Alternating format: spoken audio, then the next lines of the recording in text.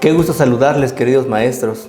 Hoy estamos en un capítulo más de la serie Aptos para Enseñar de la Asociación Valle de México. Mi nombre es José Armando Zacarías Matías y actualmente sirvo en el distrito de Tlatlaya de la zona sur de la Asociación Valle de México. En esta ocasión tendré la oportunidad de dirigirme a los maestros de la Asociación Valle de México.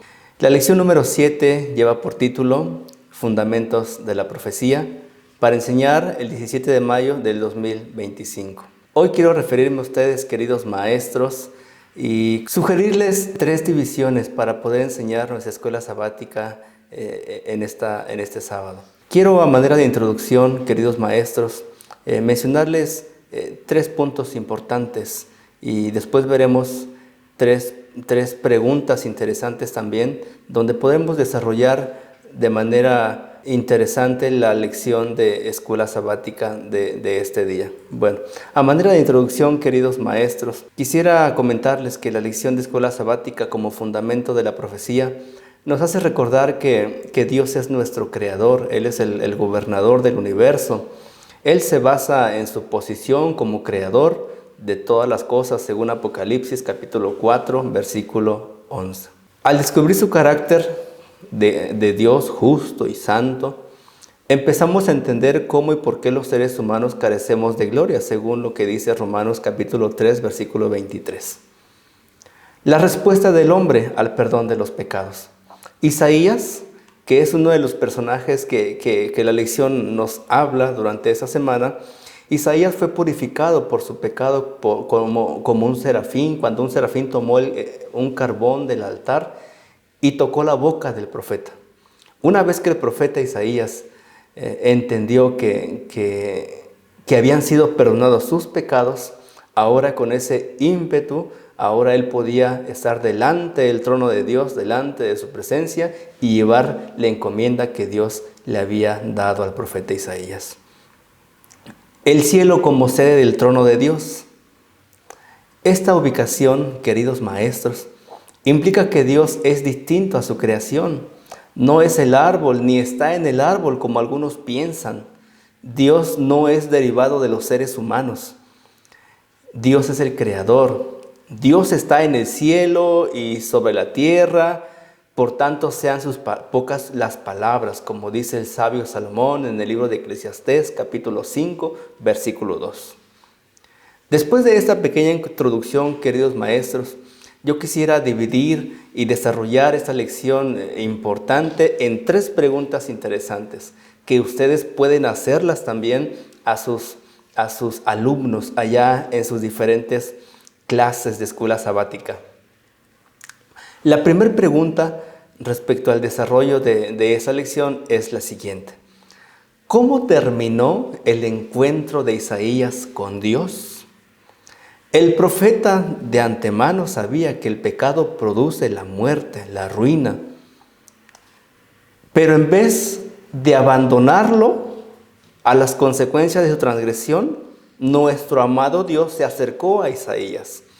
Es lo mismo que pasa con nosotros hoy en día. Dios se acerca a nosotros y nosotros podemos acudir a Él en busca de su perdón. Jesús vino como la representación de la gloria del Padre. Y Dios envió a un profeta, un pecador, para realizar una tarea similar como la que hizo el serafín al tomar el carbón encendido y ponerlo en los labios del profeta Isaías. La existencia del trono de Dios, queridos maestros, en el cielo es anterior a la creación de la tierra. Según el profeta Jeremías, este lugar ya existía desde el principio, Jeremías capítulo 17, versículo 12. En ese contexto celestial, queridos maestros, tuvo lugar también la rebelión tristemente de Lucifer y por lo tanto el origen del mal también. La única solución para este problema de pecado cósmico es la destrucción de Satanás. Y Apocalipsis capítulo 20, versículos 7 al 10 nos muestra cómo es que al final de todo, Satanás será destruido para siempre y gobernará la felicidad en la eternidad con Dios. La primera idea comunicada por la imagen del trono tiene que ver con la realeza. Como rey de la creación, del universo, Dios controla y gobierna todo el universo. Ese acercamiento que Dios tuvo a Isaías, el profeta, quien lo eligió para llevar su palabra, ese encuentro terminó de una manera feliz, de alegría, porque Isaías reconoció que Dios lo había perdonado. Considero que cuando Dios se acerca al ser humano y el ser humano responde a ese acercamiento de Dios, entonces puede terminar una situación feliz y alegre como la que tuvo el profeta Isaías con Dios mismo. Una segunda pregunta que quiero compartir con ustedes, queridos maestros, es la siguiente. ¿Cómo podemos acercarnos hoy a la presencia de nuestro Dios? Bueno, la lección hablaba acerca del tabernáculo de Dios. Dios quería morar con ellos mientras peregrinaban hacia Canaán, mientras entraban a Canaán, la presencia de Dios los acompañaba. Una columna los guiaba y los cubría también de cualquier peligro. Dios estaba en medio de su pueblo. Dios descendía y se instalaba en el lugar santísimo, en medio de su pueblo. Ahora, actualmente, ¿cómo podría el ser humano acercarse a la presencia de Dios? Bueno, hay por lo menos 4 maneras que yo quiero compartir con ustedes de cómo el ser humano puede acercarse a Dios. Una de ellas es por medio de la oración. Segundo de Crónicas, capítulo 20, versículo 2 al 18, narra la historia de Josafat. Y no quiero mencionar toda la historia, pero Josafat hace una oración extraordinaria al saber que se enfrentaba a una guerra que posiblemente perdería, pero Dios intervino. Número 2, escudriñar la palabra de Dios. Es a través de ella, según San Juan 5:39, donde podemos acercarnos y conocer más a Jesús. Compartir de Cristo a otros. Mateo capítulo 28, versículos 19 al 20.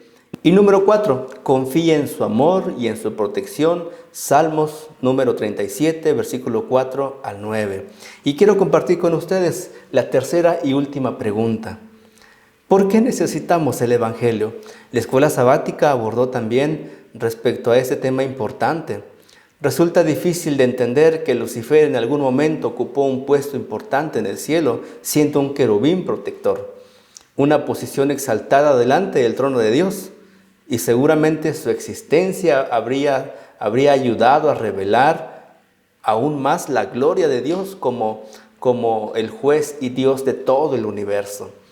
Pero en vez de eso comenzó a anhelar para sí mismo y no para el Creador Dios. La caída de Lucifer lo narra el libro de Ezequiel, capítulo 28, versículo 11 al 17.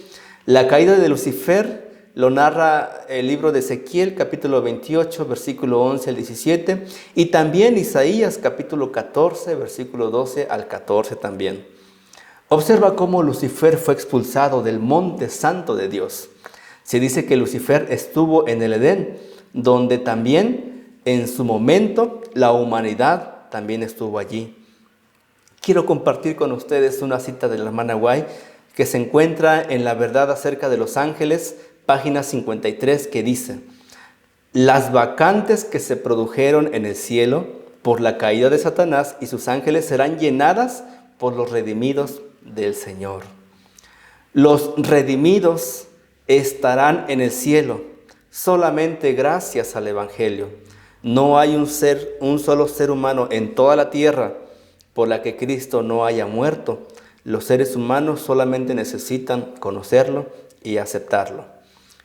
Querido maestro, han sido esas 3 preguntas sugerentes para que ustedes puedan compartirlas en cada una de sus clases. Ahora, queridos maestros, culminaremos con una pequeña conclusión de lo que hemos repasado hasta este momento. Número 1, heme aquí, envíame a mí.